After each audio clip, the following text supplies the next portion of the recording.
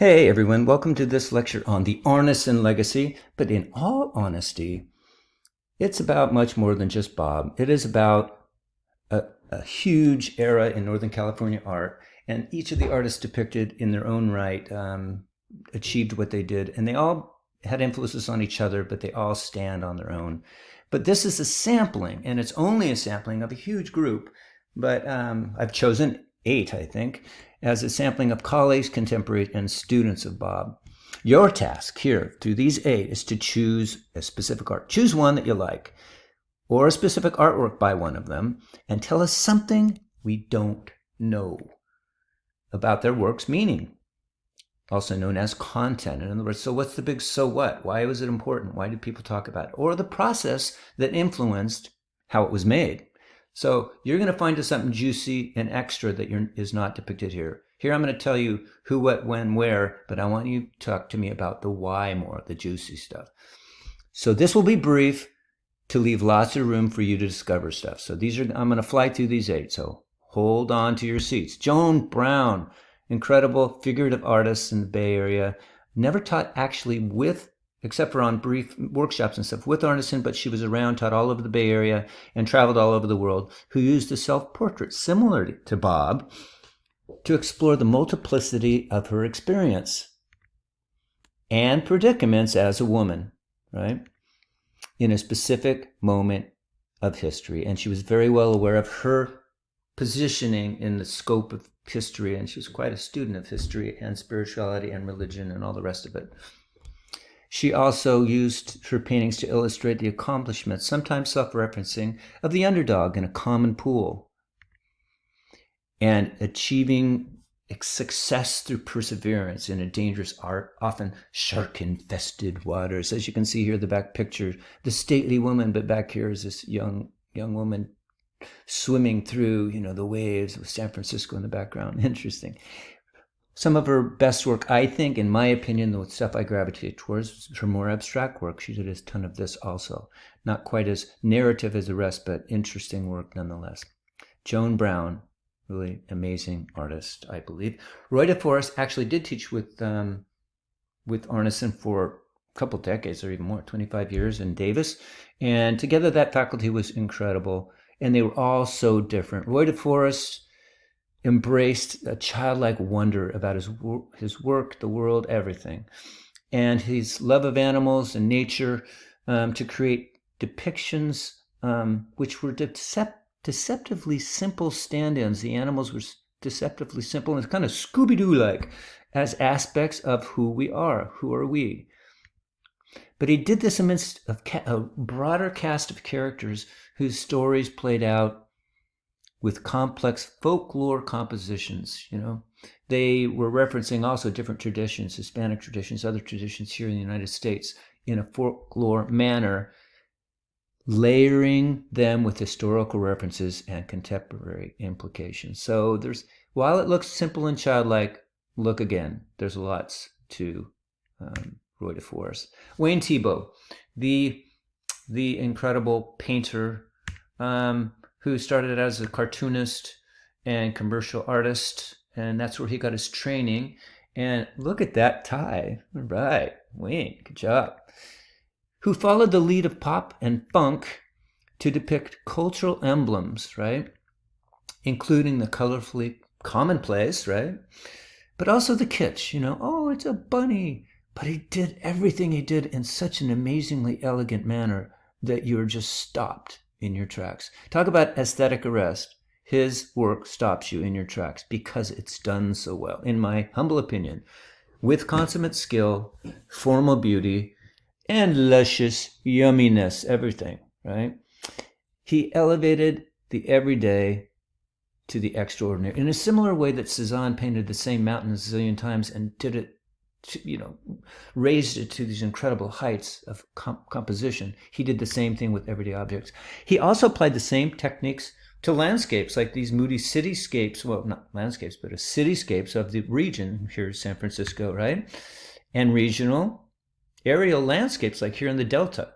So he was quite a person of depicting everything in this region, as well as human figures, which he rendered with intelligence and simple, often whimsical, deadpan elegance, I think.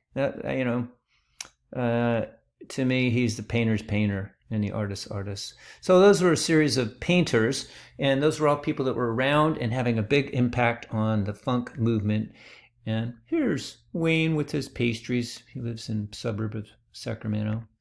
Wayne is 99 years old, still kicking, still making art.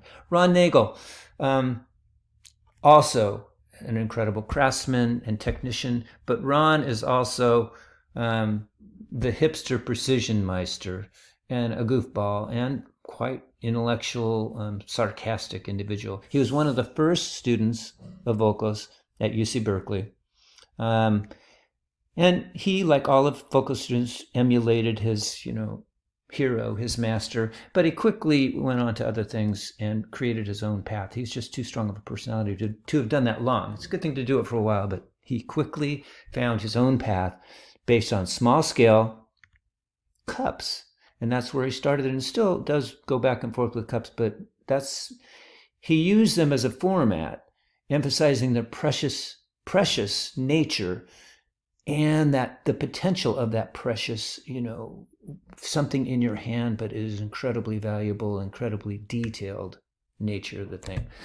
But soon he took all that and he morphed it into pure sculpture on the same scale. Everything's still really small, all his work, right?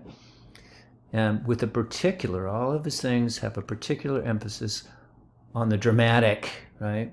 And on sensual form and hyper-activated surfaces. This guy does a zillion firings, it's amazing. Look at that surface, right? Look at the contrast created and the bang that goes on with those colors and the texture.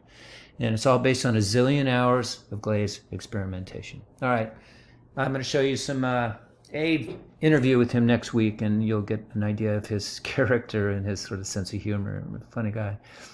But also, he's got his opinions, and they're very succinct and to the point about what art is and why it's important in the history of art here in the Bay Area. Anyway, so that'll be next week.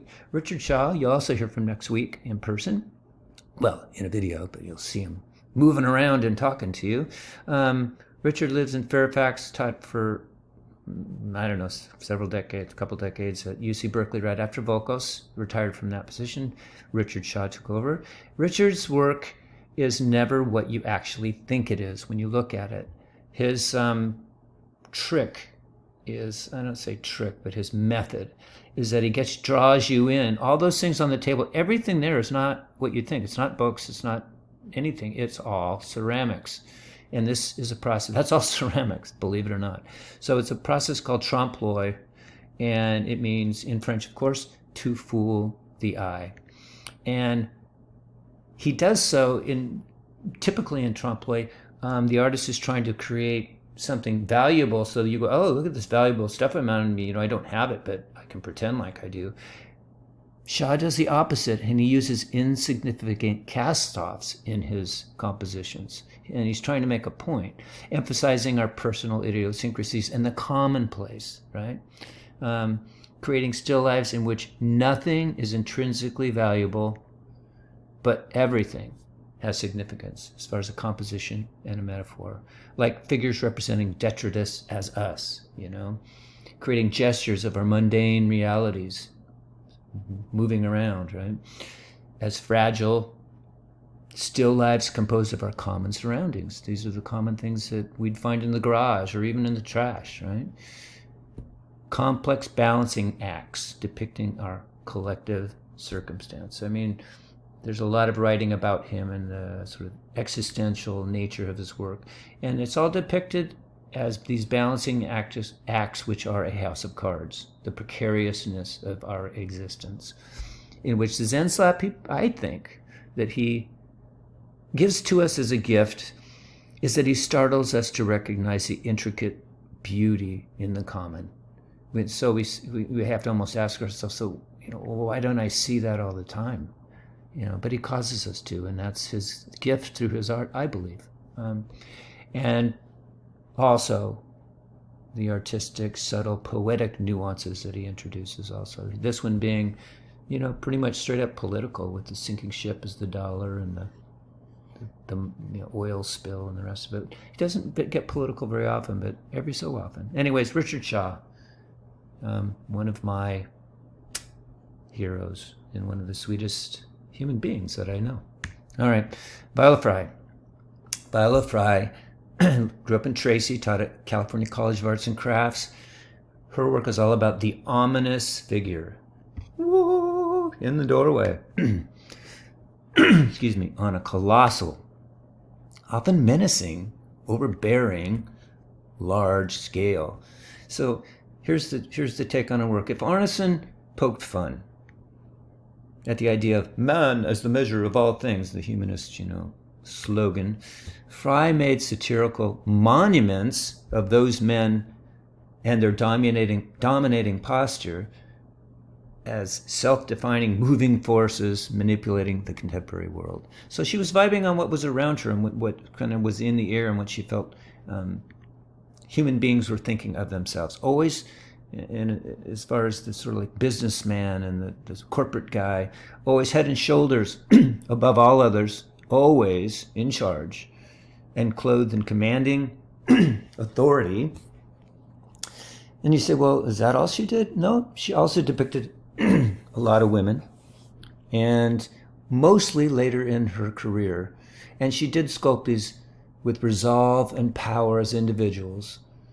But for the most part, most of her work, the women were typically elements within a larger sort of enigmatic group. And within that composition, there was always a dominant, often towering, central figure. And that is the epic Viola Frey. You can read more about her.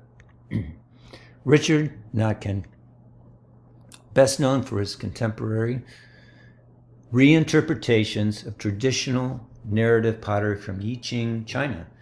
He's traveled extensively and is the perfectionist in his craftsmanship as a ceramist. But he does so and borrows from the Chinese culture with a twist, the narrative twist. He also depicts psychologically and socially current themes, like the common threats that we face and their causes, and the idiosyncrasies and idiocracy behind them, implying huge consequences. So he's a strongly political artist with really dramatic opinions, and most of his work is political commentary, social commentary.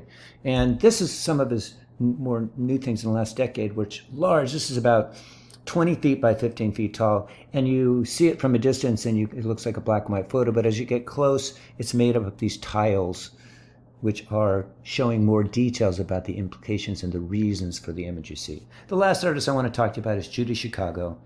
And she is from Chicago, of course, but she's been a Bay Area artist for quite a while and is known for having worked here. And the work I want to talk to you about is called The Dinner Party.